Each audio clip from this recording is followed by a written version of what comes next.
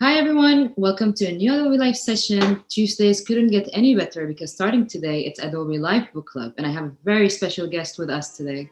A big hello to our community following us on the chat. Hi Sandrine, hi Angus, hi Sean, hi Jane.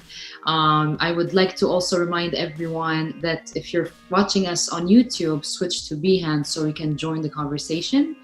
And because we also have a special request today from Sarah, so I will let you know about it in a bit.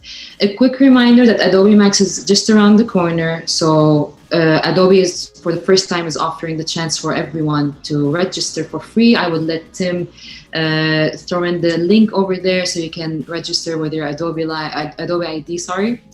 And I'm so excited to welcome our special guest today, the lettering girl, Sarah Coleman, aka Inky Mall. Hello, Sarah. How are you doing? I'm good, thanks. Thanks for having me, Natalie. I'm excited about today. Of course. Can you show us your special nails that you did? I can. Yes. I'm going to hold them up to the camera here. So we have gone completely Adobe. There we go. So Fresco, Acrobat, Photoshop, Illustrator, and Creative Cloud. Amazing. You guys should go to Sarah's Instagram to see how detailed are the colors. So yeah, thank you so much, Sarah, for joining us. Sarah, You're welcome. With her amazing lettering work for famous books like Harper Lee's To Kill a Mockingbird, and even Hillary Clinton's latest book, the Book of Gutsy Women. And today she will be redesigning a book cover by a renowned writer that will definitely blow your mind. Sarah, can you tell us a bit about your selection for today? Yes, I've been a fan of horror and ghost stories and the supernatural for many, many years. All my life, really, in fact. And I've read Stephen King novels and loved virtually every one. His new novel came out last year, which is called The Institute. Now, this is the British cover for The Institute. The American cover I really liked. The British cover I wasn't so sure about. As book cover designers, we're all secretly extremely opinionated about book covers and which ones work. So given the chance to design a book cover from scratch today, I've chosen The Institute by Stephen King. Is there a special reason why you chose the cover today?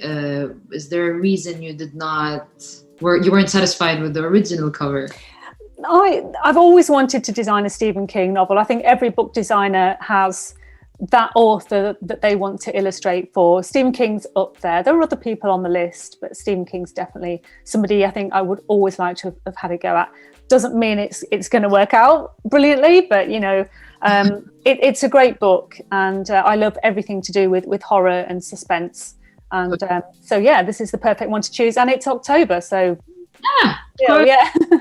So before we jump into that, I would like, to announce that for next week's book club session, the community on the chat will have the opportunity to choose which book cover Sarah should design, and we will select the winner by the end of the session. So I invite everyone to throw in questions there. It's very exciting, right, Sarah? It is. We'll get a book. Yes, and the theme, of course, because my sessions are all throughout October, with one session at the beginning of November, the theme is everything October. So obviously there are billions of books we could choose, but we're going to narrow it down to books which are horror, suspense, the supernatural, classic ghost stories, anything along those lines. That's beautiful. And I know that you recently designed a Halloween horror book cover. Is that right? Yes. Yeah. I've got a little selection of books here to show you. I've been doing book covers for a really long time. I think my first book cover was around about the year 1999, perhaps 2000. This is one of the most recent ones. This came out with Usborne in the UK, a series of ghost stories called Haunted. So I was excited to do this one. Or classic horror authors writing stories for kids. So that came out last month. Quite excited about that one. And what are you currently reading right now? Right now, guess what? It's a series of horror stories. So I've just recently discovered the work of Benjamin Myers, a British author from Yorkshire, who writes very viscerally and very realistically about the Yorkshire moors where he lives. And so I'm reading his book, The Gallows Pole, at the moment. You see the inky bookmark in there. And I'm also reading another Benjamin Myers. This is a different one, a collection of poems, revisiting the idea of Heathcliff, the famous villain stroke hero of Wuthering Heights. And that's a collection of poems by him. I'm actually reading this for the third time because I enjoyed it so much the first and second times. Yeah. And then every time is better than the first time. Sorry, say again. Every time you read it is better than the first time. Yeah, it is, because I miss a lot on the first read. And then, so I have upstairs books and downstairs books. And the downstairs book is a collection of short stories by Blind Boy Boat Club. He's an Irish comedian, writer, performer, half of a comedy outfit called the Rubber Bandits. And his stories are really very dark and a bit challenging. So that's the downstairs dinner table read. Uh-huh. the more chill one. Yeah, well, kind of, yeah. Great. So Sarah, let's jump in and let's see what you have prepared for us. Okay, so on the desktop now, I thought it would be interesting to show what we've got here, which is, I only realised when I was preparing for this talk that my Photoshop desktop mirrors exactly what's on my drawing desktop. So we have all of the tools here on the right and the colours here on the right, and then the work area here on the left. I noticed a lot of my colleagues have all their tools set up on this side, which is interesting. And I noticed the producer picked me up on floating palettes earlier when we were tech testing, and that made me chuckle as well. So that's just a shot of one part of what I call the messy table. So we've got a messy table, which is where I do all the analog work, and we have a tidy table where I do all of the Mac work. So I'm going to start by, I've got a template ready for this book. So we have a template here. And today, because we haven't got a lot of time, I'm just going to be designing the front of the book. So this is a classic book format. I'm just going to cut that down so that we're only dealing with the front of the book today. There we go. So I always start a book cover with a crop layer so that we can see exactly what we're dealing with when the book is cut down to size, when it's printed. Okay, so there we go. So we have a layer there, which is just a crop layer. So when the book is designed in the back, we'll be able to see exactly where that's going to get cropped to. Helps balance everything out. So I've prepared. I have an idea of what this book's going to look like, but I don't know exactly what it's going to look like. I've created a background already, so I'll spare you the 15 minutes. I'll just play this. So this is how I would create one of my inky backgrounds. So that's probably 20 minutes, and not including the drying time, of working with a black, just basic black fountain pen ink on basic cartridge, and then kind of not too carefully plotting it out, just seeing where the ink lands, seeing how the sky looks, how that's been formed, and then here adding the detail of the buildings in the distance, because there was just a little spot here where the buildings would naturally sit. So I'm going to bring that background in. So I've created a background which will work across the front and the back of the book, which is how I tend to do things. If given the opportunity, I will do the back of the book as well, because it feels like that's the complete and the right thing to do. But today, because we haven't got loads of time, I'm just going to drop in just half of it. So Sarah, do you just take a picture of your analog work and you place it in Photoshop, or do you scan it? Is there, or how is the process of doing Okay, that's a good question. So this piece will have been scanned, and hang on, let me just move this. So I do have a massive scanner. Should be a picture of it coming up right now. So this is the Epson 10,000 XL. This beast has been with me for maybe 15 years. Wow. And it's a A3 scanner. It cost a terrifying amount of money at the time, but I'm still using it now, and it still scans as beautifully as ever. So there are so many settings on the scanner that I can use. I'll go into the scanner settings in a bit and talk through how I use those. This particular piece here, the ink, will have been scanned about 300 dpi, sometimes higher, but you don't want to end up with files that are too huge. They become difficult to work with. So this will be scanned to 300 dpi, 100%, and because it's on A2 cartridge, it will generally be scanned in 2 halves and then pieced together. Because I don't know anybody with the budget for an A2 scanner at the moment. So there's our background that I shall start working with. I'm just going to trim this a bit because it's not level, and that's going to bug me. There we go.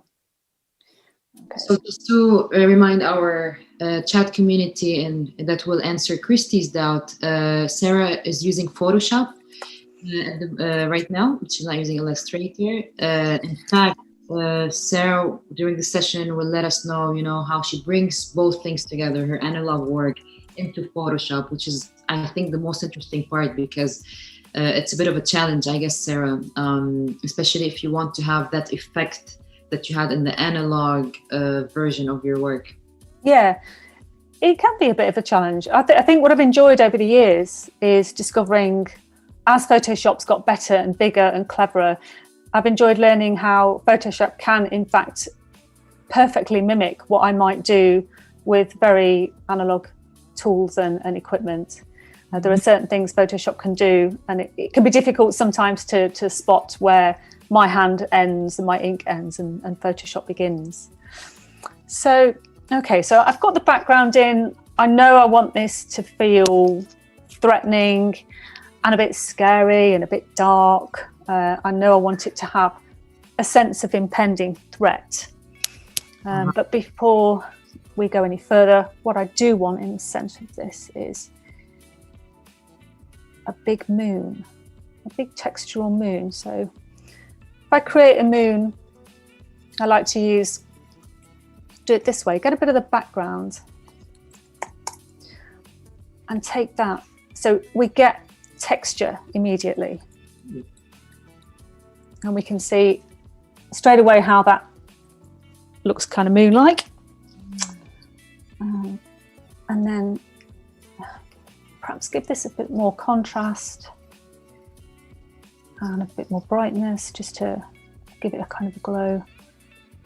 So all of that texture is already there in the background. I could create a moon from scratch, but this is one of the little devices I like to use because I do a lot of this kind of novel, this kind of book, a lot of middle grade novels with a lot of tension in. There's often a scary moon, there's often a big sky involved in there. So, okay, so I'm going to give this.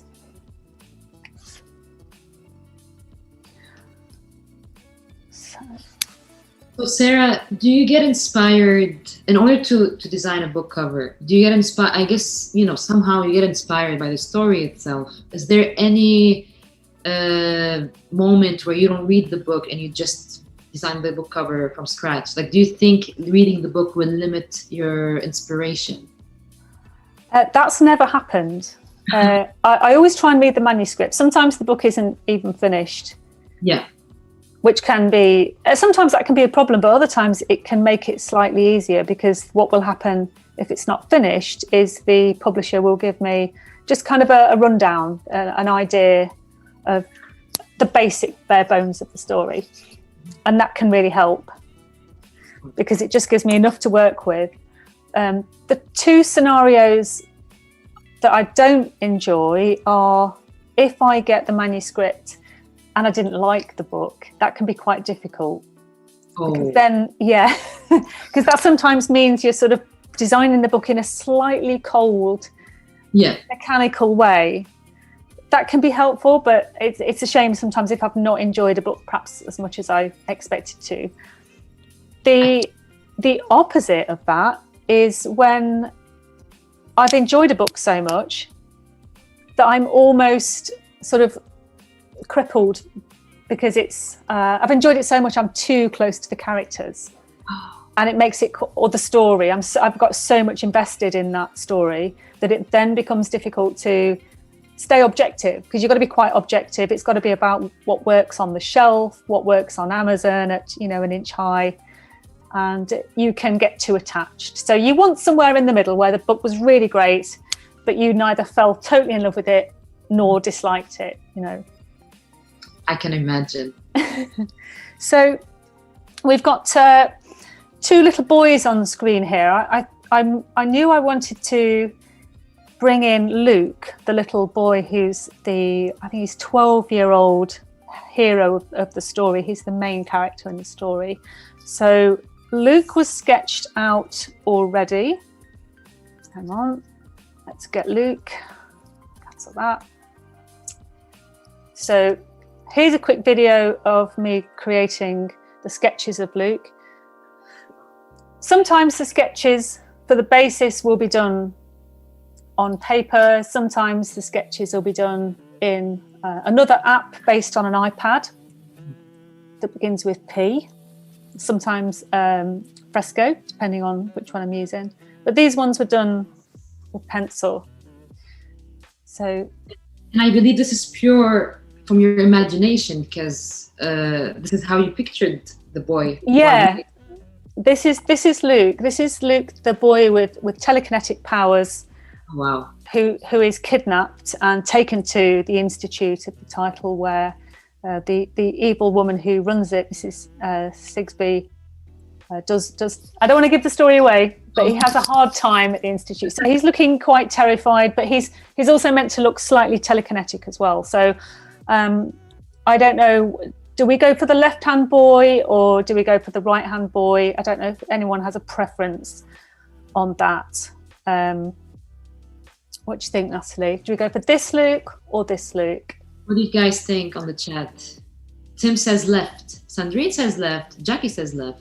So the left one. Garrett says. That sounds pretty conclusive. So I'm just going to cut that out. Again, this little boy has been placed on the scanner and he's been scanned 300 DPI, just saved like that. So he's dropped in. I want him sitting over our moon. So there's Luke. And I'm going to make him a multiply layer because he's really only there as a guide for me to sketch him. And I'm going to sketch it over the top. So sizes of things might change a little bit. you'll notice as well, I like to practice good layer hygiene. So each layer is being labeled as we go along as well. The complete the opposite of what I do. So you even name them properly, like yeah. It can quickly become chaotic if I'm not labeling things as I go along. So here's Luke sketch, and over the top I'm going to do Luke the drawing, and I'm going to draw with the kind of tool I would use on paper. So I've got a collection of favourites here, and these are the ones I use on a regular basis. And this one here is a fountain pen brush that I like to use a lot. It's from Kyle's Inkbox, of course, classics. I tend to save collections. I've got my favourites, and I've got collections for certain clients who come back for regular work. And so I always know which brush I'm picking up because I've saved it in a collection for a client. So let's make sure that's the right sort of size. Yeah. And it leaves that human feel, like you can still see, your analog work somehow, even if you're doing digital. Yeah, exactly. And it feels right as well. You can see, I mean, Carl's brushes are amazing. They always have been amazing. They behave like real tools. They feel like ink on paper. Even his erasers work like real erasers. So you can see we've got very sort of analog mark going down there. I get into his hair. Sorry.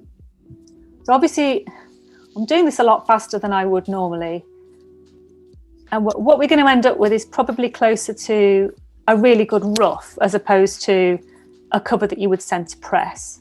Of course. Which I think it's the most important part in the end, because I think our community and our viewers are interested to see the part where it's not usually been seen, and thanks to Adobe Live sessions, you can see your process and how you get from there to the final result. So I think it's looking pretty awesome for me. So I can't wait to see the final version. Okay, so if I was doing Luke on paper, this is pretty much exactly what I would be doing. People will say to me, they still ask questions like, I can't believe, people still say, is it cheating? Is it easier using digital means? And it feels like when people still ask those questions, it's like, it's not the year 2000 anymore. This feels the same. And I'm using a Wacom tablet too, which gives the resistance that a fountain pen on paper will create. Totally. I think we should, embrace these tools. Like, when I studied graphic design, like, 10, 12 years ago, I did not have any of these tools, to make it work. So, even if it's considered cheating, I think it's, brilliant that we can make these things come to life with the tools we have now. And the other thing as well is I can do this on the move. Exactly. I can do it on my iPad now, anywhere, which is just fantastic. I used to, if I went away anywhere, I would literally pack an A4 scanner with me and and a little set of pens and a tiny pot of ink, and sometimes I still do that. That's great, but it's all in there. It's all in the software, which is now mobile, of course. Exactly. And I've noticed that you've done some tattoo designs. Is that right? Yes. So that or analog, or how can you just share with us a bit? His eyes have gone wrong. How just the eyes. Tattoos. I think because of the way a tattoo is applied to the skin, for me, it's always felt important that tattoo is created in an analog way. Yeah. Just to give that sort of very organic feel. I can't believe it when people contact me and say, I've had this put on my body of your artwork, and just, it's that surely is the ultimate honour that someone's chosen to have your work on their skin permanently. Brave.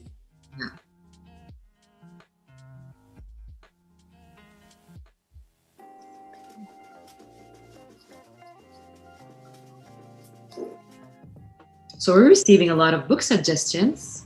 Can't wait to share them with you later, Sarah. It's gonna be a tough. We have some, a big list now. Oh, I'm excited. I'm excited. So I'm going to have to read it, of course. You know that. Of course, that's the challenge.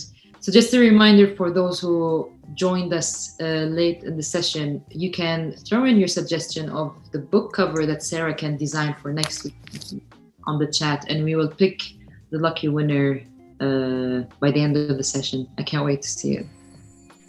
Okay, so just for speed, this is not something I would normally do. I'm going to reproduce the eye because it's 12. Just excuse me, one moment. I'm sorry to interrupt. This is the Photoshop. Complete. I'm so sorry about that.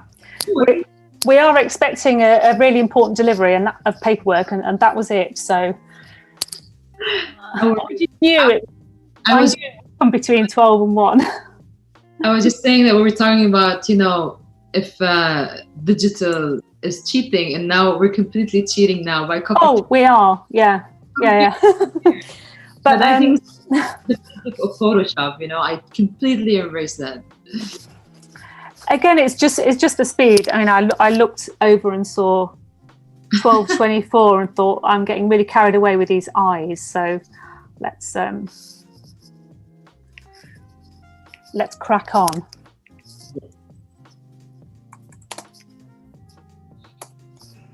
So I've just merged those two layers together. So obviously that needs relabeling.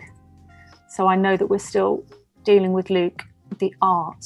Okay. So this is really quite crude, but give him a little bit. Okay, so that's the laser. Right.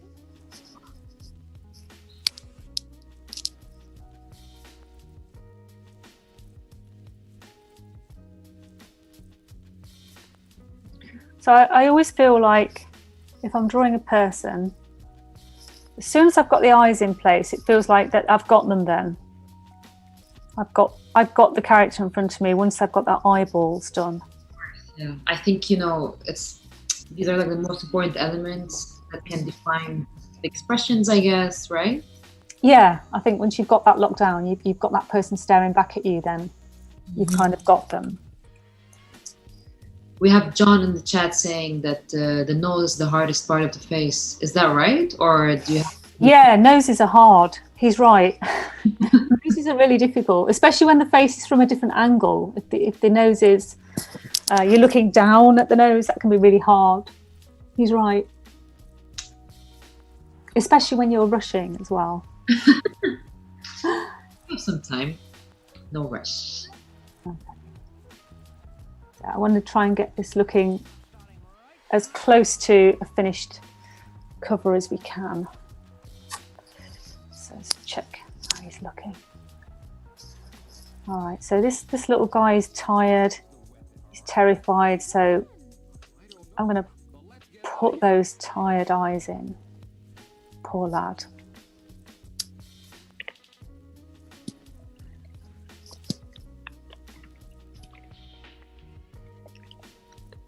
So sometimes one of the most difficult things is, obviously I'm working over a sketch that I've already done, and sometimes there'll be an energy or a character coming from the sketch that's unique to that sketch, and you can never quite, sometimes you can't get it in the finished art, and that can be really difficult when the client's seen a sketch, a pencil sketch or a rough that I've done on the iPad, and that's what they've got wedded to, that's what they've become attached to. And then you try and recreate it in ink, whether that's digital ink or whether it's physical ink. And somehow you just can't quite get it. That could be a bit of a dilemma sometimes. Of course, if it's not fun if there's no challenge. So. Oh, no, of course not. No, if the client didn't come back and challenge you, then what is life? Exactly. So did you ever have a client have you like redraw the whole book cover instead of just having feedback? Did that ever happen to you? Oh, many times. Wow. Many times. I think I feel like that's part of the course. It feels like that's a standard experience that everyone who illustrates book covers should go through that at least once. Oh wow. I think the record for the most amount of revisions to a cover was, and it's still unbroken today, 47 versions. Oh wow. 47. 47. Crazy. 47. And you know, the worst thing is they didn't actually go for any of them in the end. Ah. No, they went for a photograph. Oh my god, no. Yeah. So that was interesting. Yeah. We have John here saying if the client is happy, it's because he drank too much at lunch. Oh wow. So always have the feedback review after lunch then, yeah? Exactly. That's a good suggestion. Yeah, I like that. Okay. So his ears are slightly lopsided in the sketch, so I'm just going to try and even those up a little bit. I know no human is perfectly symmetrical, but yeah.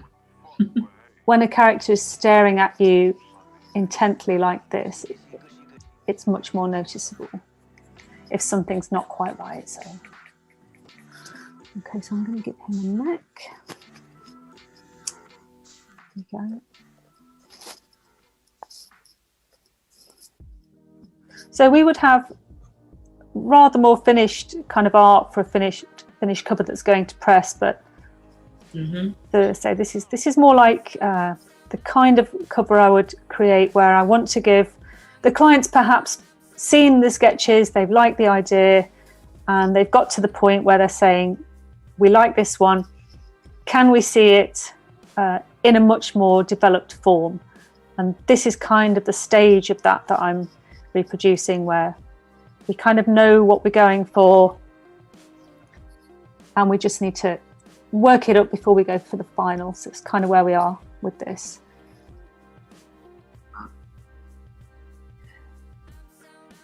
Okay, so zoom out, always stand back.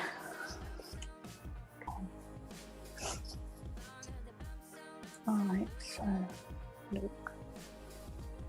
Yeah, he looks scared. Right, so I'm going to hide the sketch now. So I'm just working on the art and create a layer for the colour behind him. And just work up his hair a little bit more. Again with that, I'm just using that fountain pen brush of Kyle's, which has all these lovely strokes. Okay, there's wonky little ears. And then again, to create the colour in Luke's face, I don't really want to just start filling in a background, a flat colour. I want to keep the texture very organic, almost a little bit relentless, I suppose, because I want this to be quite a busy and maybe even slightly uncomfortable cover. So very roughly cutting out the shape from the moon behind him. Oh, okay. So we have a selection there, which I'm going to call Luke's face. And from there, I'm going to change the colour a little. So this little boy is ill. He's not well. He's been in a long time, and we want him to kind of blend in with the moon, but at the same time it be apparent that this is his face. So give that texture a bit of contrast. Play with that. So that'll do. Save, and then tidy that up a little bit around the edge.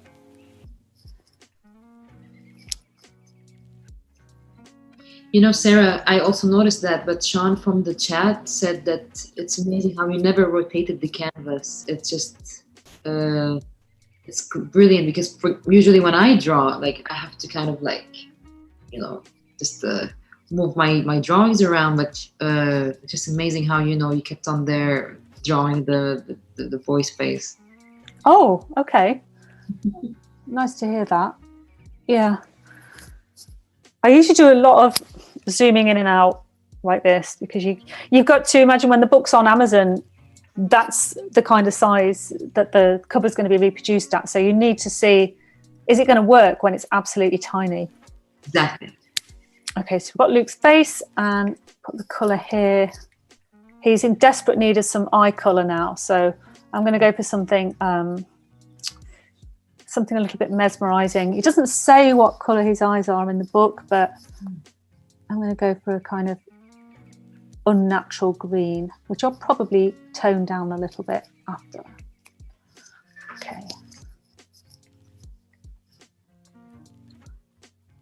Jane says that your drawing looked good from across the room while he was making coffee. So that works then. That's a sign it works. And can you get a coffee on for me as well?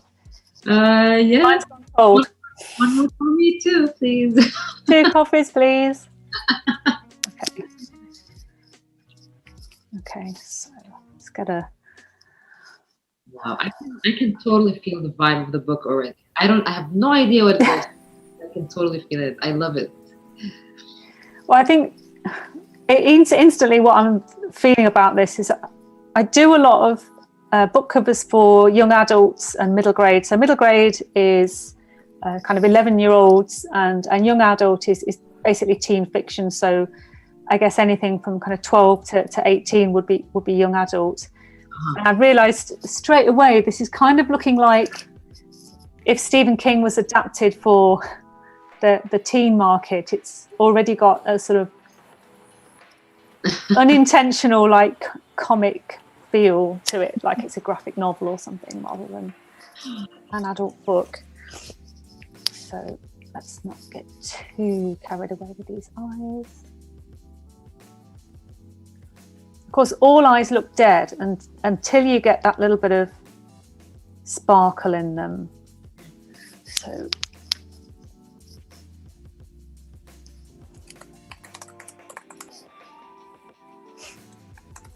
label your layers. It helps. It really helps. Okay.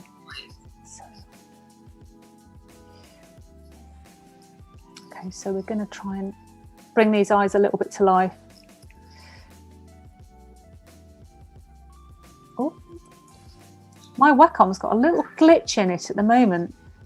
It will add you'll think you've finished a stroke and then it puts a little tiny, like that, puts a little blob in at the end. Can't figure it out right now. It's just something not quite right. Ah, nice. Okay, so now he's looking a bit more alive and scared. And then he needs a bit of,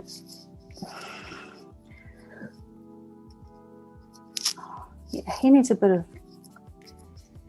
texture in his face. So I'm just going to give his face all that shadow and trauma. So he's been kept inside the institute for so long now. Oh.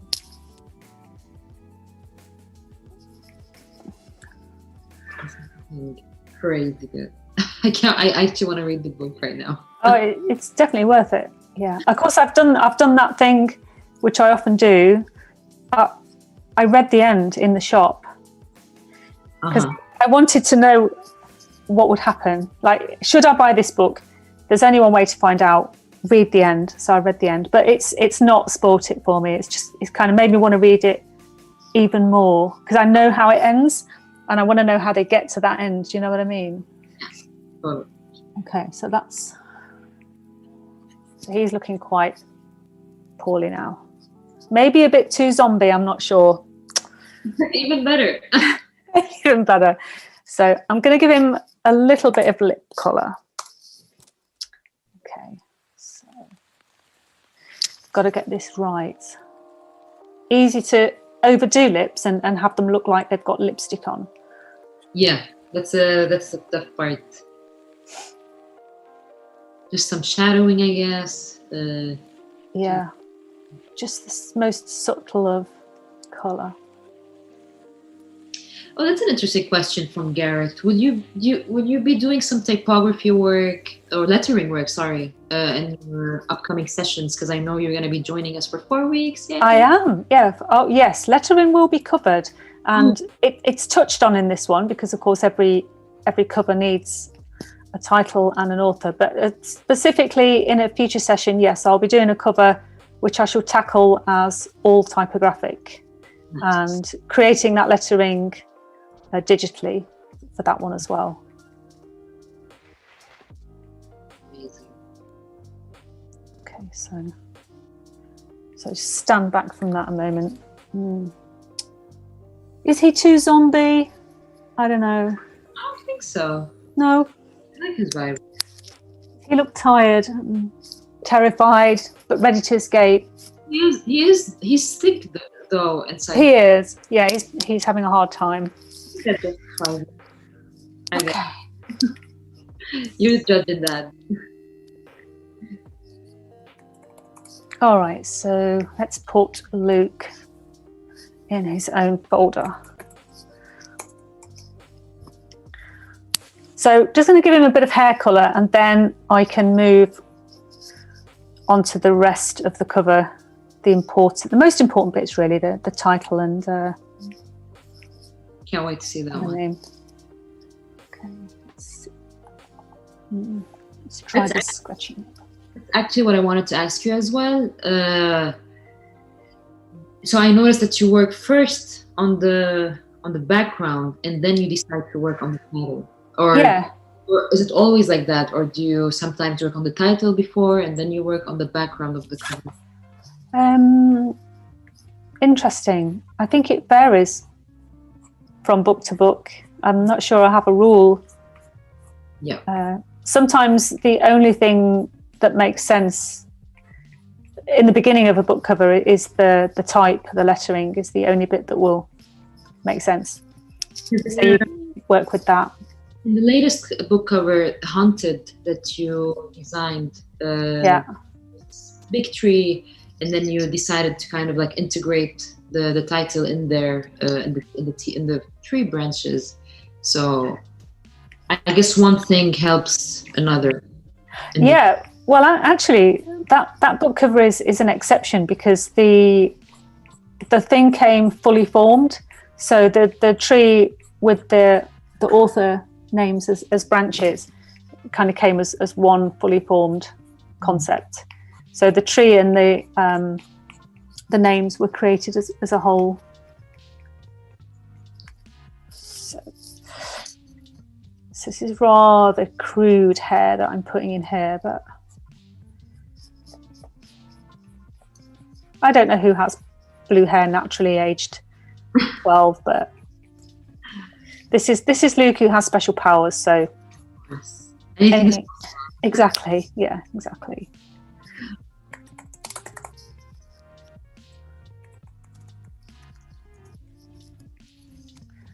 Okay, so just a little bit of background. Okay.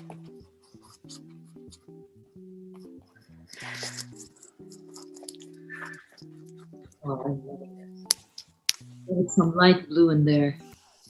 Why not? Why not? Yeah. Okay, so he's kind of there now. Okay, let's have a look. So I might reduce him. He might go smaller. We will see. Let's give him a bit more colour and darkness around here.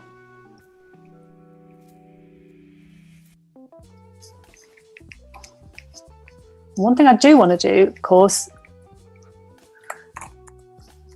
is give him proper whites in his eyes.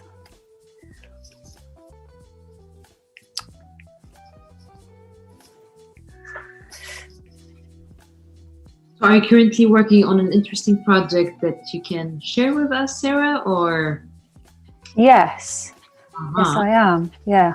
Appropriately for the season, I had a book that came out last year by Josh Allen, an author based in the States, illustrated by me. And it was a book of 13 horror stories for kids. And that was called, in fact, I've got it here. Of course, I've got it here. So this came out last year. This is Out to Get You by Josh Allen, with the illustrations by me. And this cover glows in the dark, actually. So if you have this by your bedside table, put the lights off and it will glow in the dark. Brilliant. Is it available to purchase now? Is it out? Yeah. This came out last September. So it's got 13 illustrations inside, ink illustrations. So right now I'm working on the sequel to that, which is called Only If You Dare, and that comes out next September. So I'm just doing the illustrations for that one right at this moment. So that's what I'll be working on when we've finished today.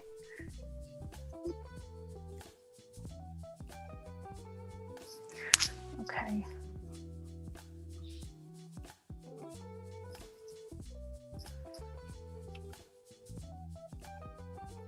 We have Emma here joining. Hi, Emma.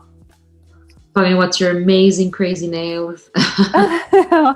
Well, I can recommend, I don't know where Emma's based, but in the UK, they were done by a lady called Gemma Chef. Ooh. And she works just 10 minutes from where I live. And she does these amazing gel nails. Whatever I ask her to do, she can do it.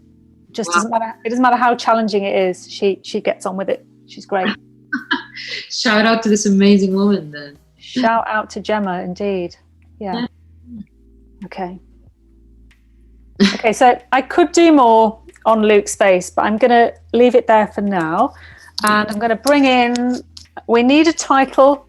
So because of time, I sketched out a title yesterday. So this is me sketching out the title with my, it's a Japanese pen here, which I love to use, which has this little scratchy point, and a Copic brush pen here, which has multitude of uses. So close that. So that was that being produced last night. And then because sometimes lettering has to be vectorized, which is, I'll cover this in a different session, but this is the kind of resolution I would usually recommend if you're planning on vectorizing some lettering that you've created. I found that in later versions of Illustrator, it didn't like lettering that was scanned at anything less than 600. Sometimes I'll do 1200 DPI to scan lettering. Wow. And so that's what we will go for. In document mode, for my scanner, it might be called different things on different scanners, but that will give the cleanest scan. So it's interesting that you didn't choose photo mode, because so I guess with document mode it focuses more on the textures of the letters, I guess. Yeah, it's slightly cleaner. So if I blow this up, you can see that we've got the lettering. It has picked up some of the texture of the paper, but it's actually quite contrasty. It is intended for scanning documents if you were scanning perhaps legal documents ready for reproduction, but it works really well for lettering. By contrast, the drawing of Luke, which I'm going to open again, this was scanned in photo mode because photo mode picks up more of these kind of details, the scratchiness, and also you can see in photo mode a lot more of the paper texture is picked up here. Nice. And someone is asking if you can recommend the pen that you're using, the pen that you use to do the lettering. Lettering, yeah, I'll show that again. It's a Copic marker. Do you mean this one? The scratchy point pen. That's what. This Japanese pen. Wait, I can hold that up for you. 1 second.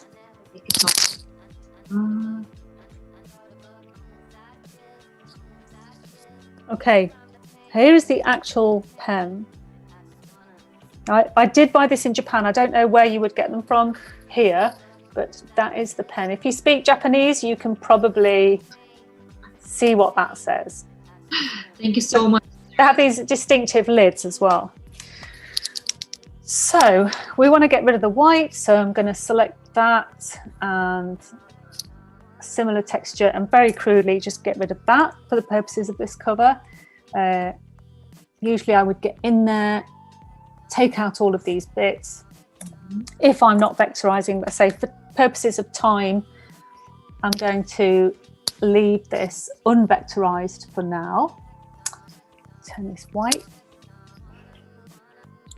Okay, the lettering is quite crude. I wanted a kind of texture, but at the same time, I don't want to have it too rough. It needs to look finished. But where I've created a texture with a brush pen, I want to see that left in there. So if I do vectorize anything, it has to be quite carefully done so as not to lose that. So here's our title.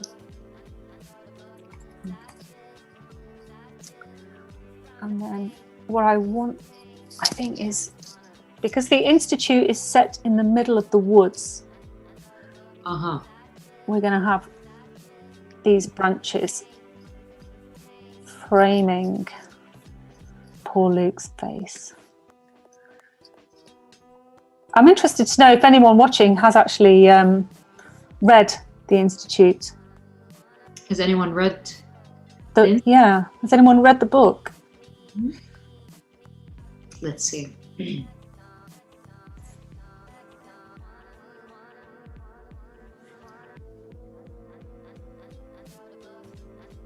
Actually, we had someone who thought that this book was made up for the session today. No, it's real. So Jackie has read the book. Okay. Eric is waiting for the film. Excellent. Hopefully that won't disappoint, because I know like a lot of book readers get. So let's see. Yeah, there'll be high expectation for this, I think. So sometimes if I know a piece of lettering is going to be really quite sort of integrated with the rest of the cover, sometimes the bits I'm doing now will be done on paper beforehand, and other times it's easier to do this bit digitally. And as I say, Photoshop has all of the necessary brushes for me to recreate that.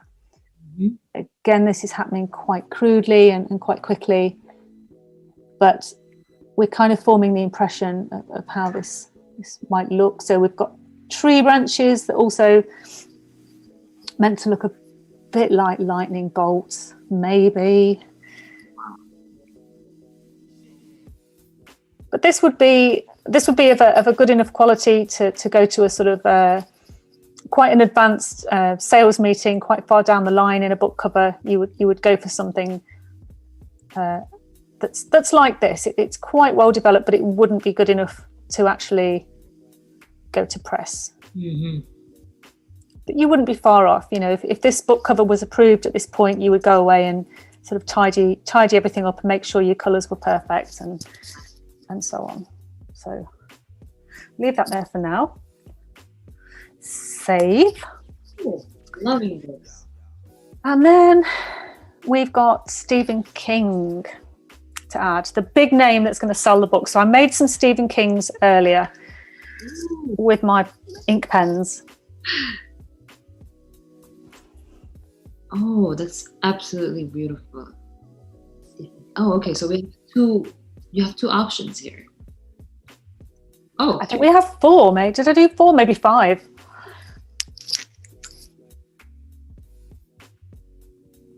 Oh, wow. I'm curious to see which one you're going to choose now.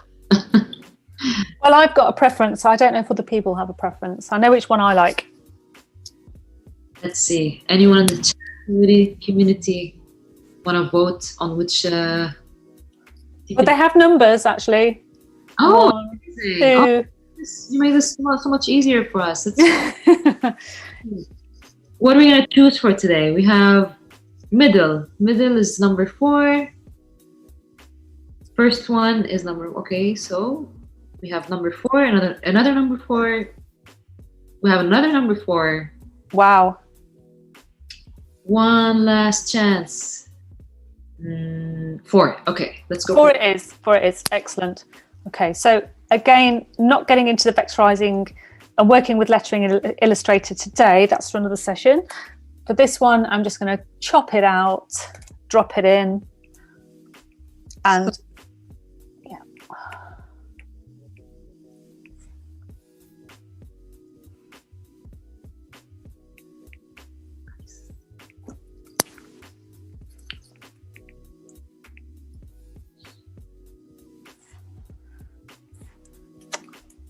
I mean, you're designing a book cover in an hour. How? I know. Crazy for me, so. I cheated a little bit because I obviously had to prepare some pieces in advance, but yeah. Okay, just get rid of these bits. What's wrong with my eraser?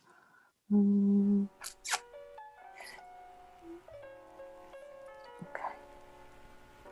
So I don't really believe in cleaning things up too much. I think things can become, for this kind of look at least, they can become a little bit too clean.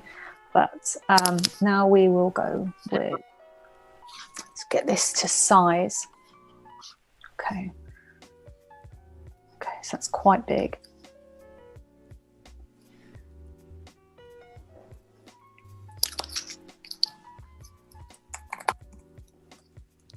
All right, and then I'm just going to play with colour. In Illustrator, this would be easy. I would just drop in the colour that I want. For this one, slightly different. I'm retaining the ink texture and just very crudely kind of playing with the colour there. That's a bit horror. I mean, Stephen King's name usually appears red, so... Or we go, I don't know. Let's get this in the middle. Let's get it in the middle. Something related to the color of the boy's eyes. That's a nice idea. Let's try that. Okay.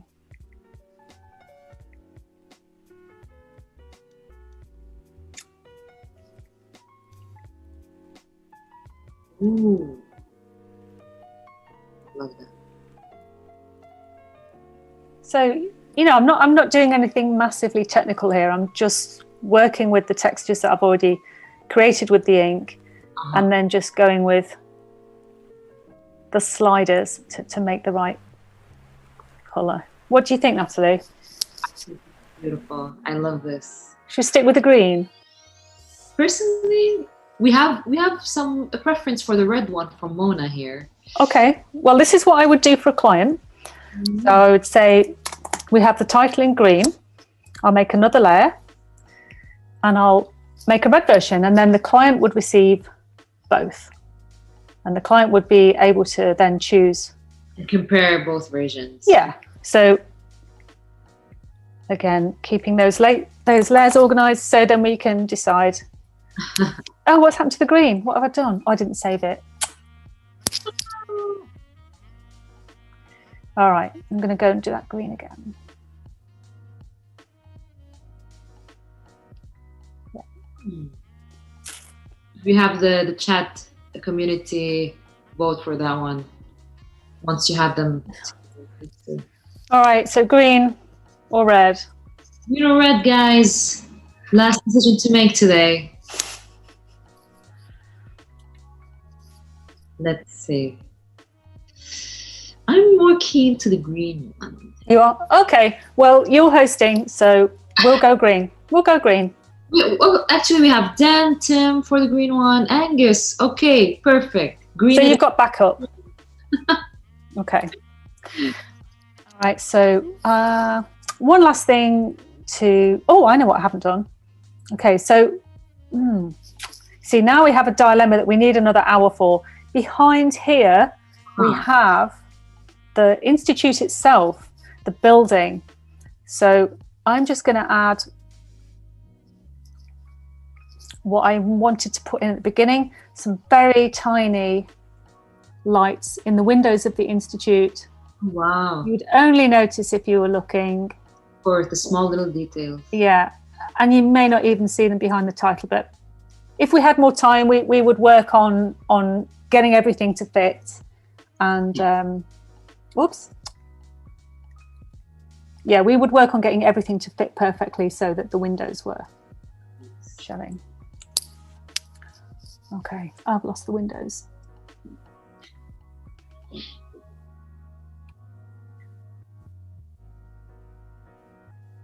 Right.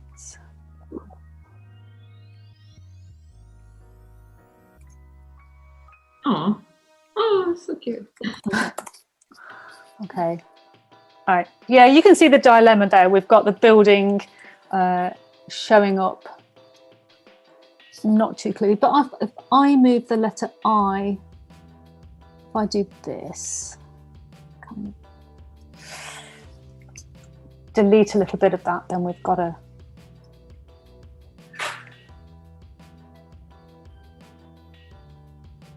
So we could possibly use the device of a lowercase I to reveal the building in the background. That's genius. Yeah. Yeah. I mean, sometimes these things can't be worked out in advance. They just sort of, the solution presents itself as you're working. So not everything is always planned out, as you can see. Okay. So kind of pretty much there. Love this. Thank you so much, Sarah, and thank you thanks for the community who helped us, vote on the colors and the lettering over there. Nice. Yeah, quite comic book, a little bit scary, You should go and send it over. Let's see if they actually make it another book cover version. Maybe have a go. So thanks for your input on that. No, thank you so much. So it's time to reveal next week's book cover design session. I have seven suggestions. Yeah. Okay. I read them out to you. So we have Sandrine, who suggested Mother Night by Kurt von Ruth. I hope I'm spelling this right. We have Jane, who suggested Nightmares and Dreamscapes by Stephen King again. Oh, okay. I'm jotting these down. Nightmares and Dreamscapes. Okay. We have Joe, who suggested The Haunting of Hill House by that's a good one. Yeah, that's a good one. Jackie, who suggested Dracula by Bram Stoker. Okay. John, who suggested The Raven by Edgar Allan Poe. Oh, this is hard. And we have Angus, who suggested Theatre of Blood by John Llewellyn Probert. Okay. We have Caroline, finally, who's suggesting A Scanner Darkly by Philip K. Dick. A Scanner Darkly. So thanks, guys. You've made that really hard because I'd like to do all of them. Let's see. It's tempting to go for Dracula, obviously, because of the very rich imagery we could choose from there. But I'm going to go for Philip K. Dick, A Scanner Darkly. So Caroline Hines, you're a lucky winner today. That's the one. That's amazing. So first of all, we're so happy to launch this book club session with you, Sarah. It's been super exciting. We can't wait to see your next session next week. It's been fun. It's been super fun. We can't wait to see the session next week. Thank you. Covers chosen by the chat community. I want to thank everyone who joined us today. It's been absolutely wonderful. I want to invite everyone to join us on Discord. Tim will be able to send us the link over there to keep the chat happening and the conversation happening. We're live every day from 12 to 1. So yeah, thank you so much, Sarah. It's been absolutely wonderful. You're welcome. It's been great. Happy Tuesday, everyone, and see you soon. See you next week. Bye. See you later.